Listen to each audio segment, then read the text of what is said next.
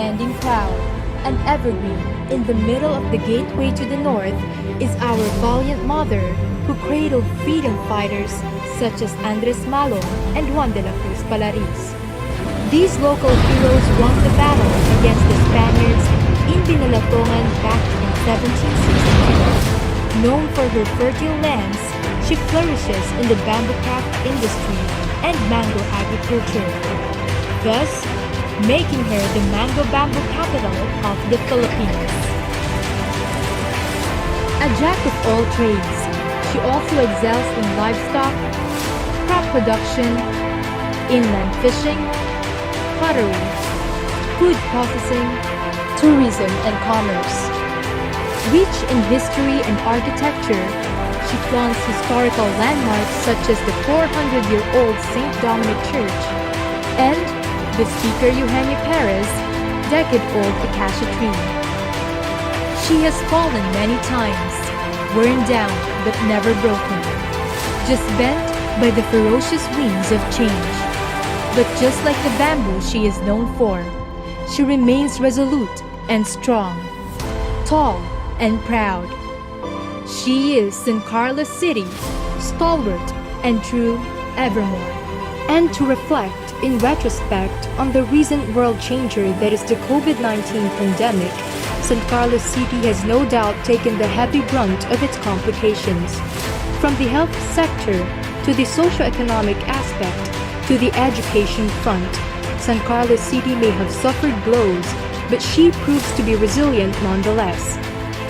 And now that the opening of school year 2020 to 2021 is looming and is about to begin, the education sector is now taking the lead in dealing with the pandemic. Bilang magulang po na nag-aaral po ang aking anak, ang mga anak, patuloy ko po na susuportahan ang guidelines ng ating DepEd. At the same time po, gusto kong itulong sa kanila yung maaaring gawin ng mga bata na sila ay makakapag-aral. That is why, amidst the country's ongoing battle with COVID-19, the San Carlos City Division Office continues its service in the education front, fully equipped with educational resources and manpower, ready to serve the San Carlinians through various learning modalities.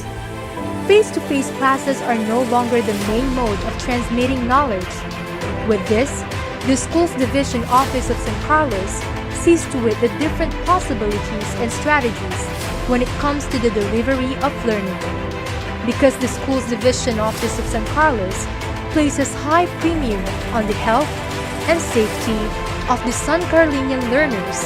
Together with DepEd San Carlos City, together with all of the officials of our education sector, we plan and we prepare.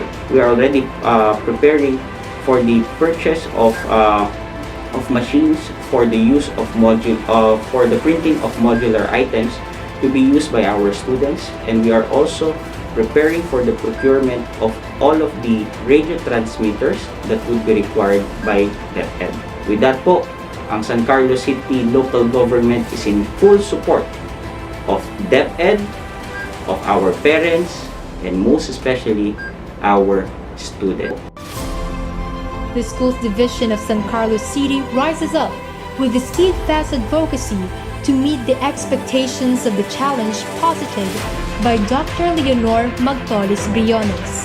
Armed with the information gathered through a massive survey of the populace and with the resolute guidance of the new Schools Division Superintendent Dr. Lourdes Di Servito, Schools Division Office of San Carlos City launches the model program. Find yourself on the module because we're combining modular and e-learning. The model stands for modular and electronic learning. With this flexible and inclusive learning modality, each child is assured of modules to use in all learning areas, combined with digitized instructional materials that can be accessed online or offline using any electronic device the child has. It is a convenient and seemingly personalized modality that suits the needs of all learners. In the Learning Continuity Plan, several surveys were conducted by the division primarily to determine the level of preparedness of the learners and school personnel. Out of the 94 schools surveyed, 67 preferred modular learning, 10 prefer online learning, while 17 prefer a combination of both.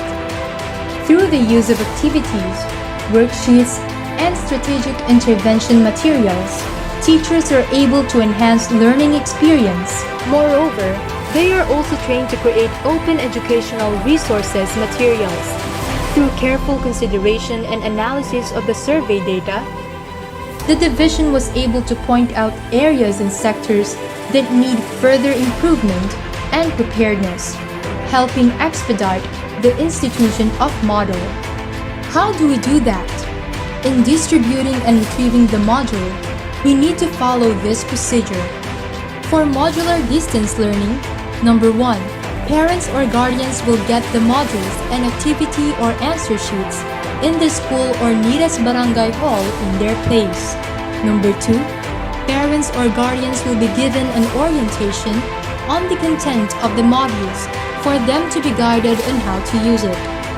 Number 3, students will read all set concepts for the entire week and answer each activity of the modules.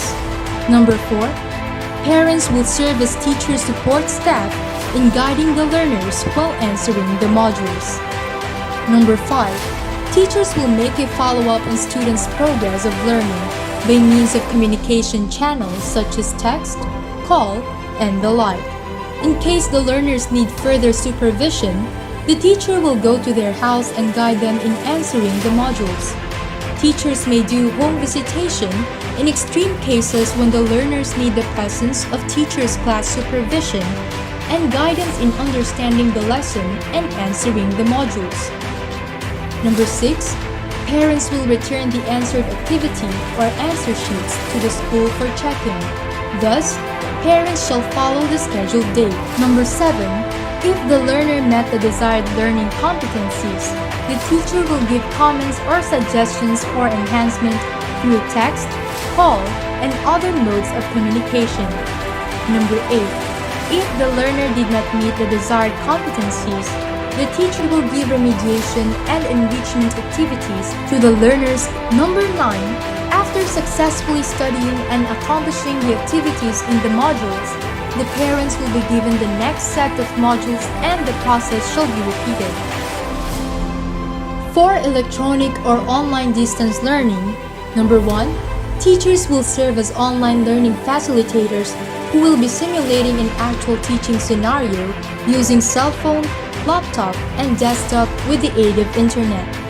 Number 2, the teacher will create a group chat including his or her students for them to have a means of communication. Number 3, the teacher will orient the learners whether synchronous or asynchronous learning will be used. Buksan nyo lang yung mic nyo pag gusto nyo magsalita. You can raise your hand if you want to talk. And I will recognize you. Okay? Number 4, for synchronous learning, both teachers and learners will be guided by the usual teaching and class program. The teacher will pass a link to the learners which will be used for teaching via the Google Meet, MS Teams, or other applicable platforms. Number 5, the teacher will share his or her PowerPoint presentation and other instructional materials using the chosen platform. Number 6, if the learner met the expected learning competencies, the teacher can now give further instructions for the next lessons. Number 7, if the learner did not meet the desired learning competencies, the teacher will give the learner the needed remediation or enrichment activities through the learning management system to keep private conversation regarding the lesson. Number 8, for synchronous learning, the teacher will make sure that all the learners have been registered to the online classroom or learning management system using the chosen platform like Moodle, Google Classroom, and Edmoodle. Number 9, the teacher will orient the learners about LMS for them to have an idea as on how it will be utilized in the group chat. Number 10, learning management system will serve as the discussion venue of the teachers and the learners which can be used anytime. It is where the teaching and learning materials can be uploaded. Number 11, in asynchronous learning, the learners will be given a chance to cope out with the lessons or activities they missed during the synchronous learning based on their schedule. Number 12, after doing all the required online lessons and activities, the teachers and learners will proceed to the next set of lesson and activity and will follow the same process on the online learning. This program ensures that no San Carlinian learner will be left behind. At the end of the day, the only question remains, what drives the school's division office of San Carlos City to push forward? It is our commitment that drives us.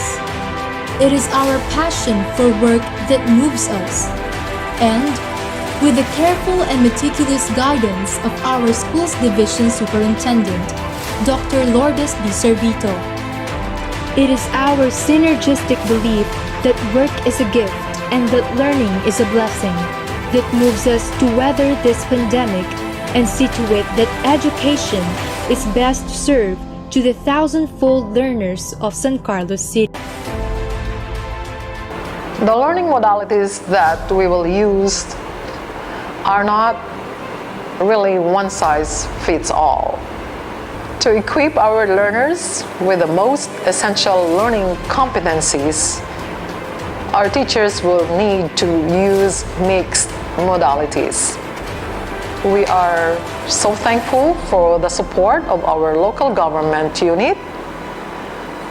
Our LGU has already allocated an amount of 4.5 million for the reproduction of our modules. We already have coordinated with the parents and other stakeholders with regards to the modalities that we will use in teaching. I hope that our learners and teachers will enjoy their journey to the new learning modality, the model modality, unique for San Carlos City Division. Happy teaching and enjoy learning. Like a bamboo, we push forward because we do it out of love, the genuine love for a learner. For as long as there is a child willing to learn and willing to have a better life, the school's division office of San Carlos City will continue to grow and stand strong. Sulong Edukalidad. We rise as one. Para sa bata, para sa bayan.